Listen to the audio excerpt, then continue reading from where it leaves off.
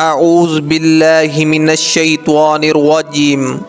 بسم اللہ الرحمن الرحیم۔ السلام علیکم ناظرین، ہجرت کے بعد جب نبی کریم صلی اللہ علیہ وآلہ وسلم مدینہ تشریف لائے تو آپ صلی اللہ علیہ وآلہ وسلم نے مدینہ اور اطراف مدینہ کے یہودیوں سے صلح و عہد کا معاہدہ فرما لیا، مگر یہودی اپنے عہد و پیمان پر تا دیر قائم نہیں رہے، بلکہ انہوں نے نبی کریم صلی اللہ علیہ وآلہ وسلم اور مسلمانوں کے خلاف اندرونی اور بیرونی سازشوں کا جال بچھانا شروع کر دیا۔ اسی دوران یہودیوں میں سے قبیلہ بنو نذیر کے ذمہ دار افراد نے ایک روز یہ سازش کی کہ نبی کریم صلی اللہ علیہ وآلہ وسلم سے جا کر یہ عرض کریں کہ ہم آپ صلی اللہ علیہ وآلہ وسلم سے ایک ضروری مشورہ کرنا چاہتے ہیں، اور جب آپ صلی اللہ علیہ وآلہ وسلم تشریف لائیں تو دیوار کے قریب ان کو بٹھایا جائے، اور وہ جب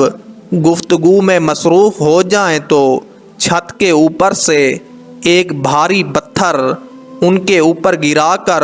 ان کی زندگی کا خاتمہ کر دیا جائے۔ چنانچہ آپ صلی اللہ علیہ وآلہ وسلم یہودیوں کی بستی میں تشریف لے گئے، مگر ابھی آپ صلی اللہ علیہ وآلہ وسلم دیوار کے قریب بیٹھے ہی تھے کہ اللہ تعالیٰ نے بذریعہ وحی یہودیوں کی اس سازش کے بارے میں آپ صلی اللہ علیہ وآلہ وسلم کو بتا دیا۔ اس لیے آپ صلی اللہ علیہ وآلہ وسلم خاموشی کے ساتھ فوراً واپس تشریف لے گئے۔ اس طرح یہودیوں کی سازش ناکام ہو گئی۔ آپ صلی اللہ علیہ وآلہ وسلم نے مدینہ پہنچ کر محمد بن مسلمہ رضی اللہ عنہ کو بھیجا کہ وہ بنو نذیر کے یہودیوں تک یہ پیغام پہنچا دیں کہ چنانچہ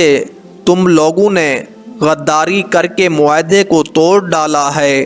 اس لیے تم لوگوں کو حکم دیا جاتا ہے کہ حجاز مقدس کی سرزمین سے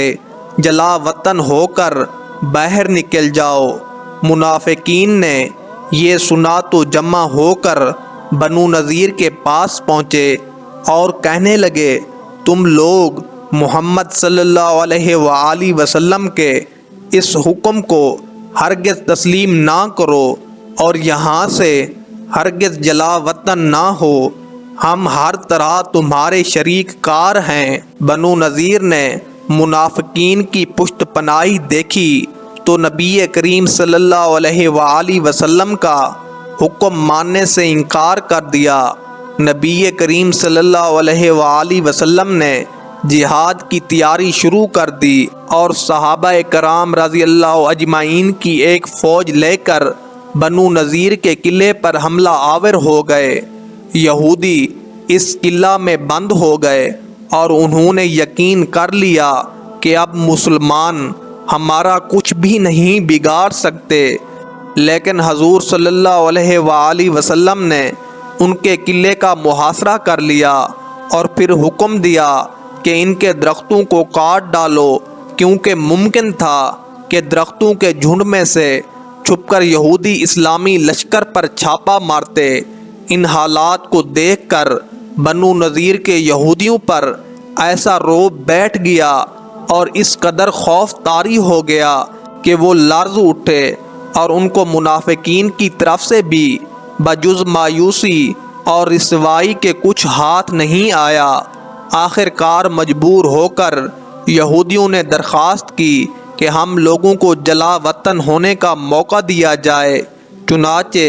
ان لوگوں کو اجازت دی گئی کہ سامان جنگ کے علاوہ جس قدر سامان بھی وہ اونٹوں پر لاد کر لے جانا چاہتے ہیں لے جائیں۔ چنانچہ بنو نذیر کے یہودی 600 اونٹوں پر اپنا مال و سامان لاد کر ایک جلوس کی شکل میں گاتے بجاتے مدینہ سے نکلے اور کچھ تو خیبر چلے گئے اور زیادہ تعداد میں ملک شام میں آباد ہو گئے، اور چلتے وقت یہودیوں نے اپنے مکانوں کو گرا کر برباد کر دیا تاکہ مسلمان ان مکانوں سے فائدہ نہ اٹھا سکیں۔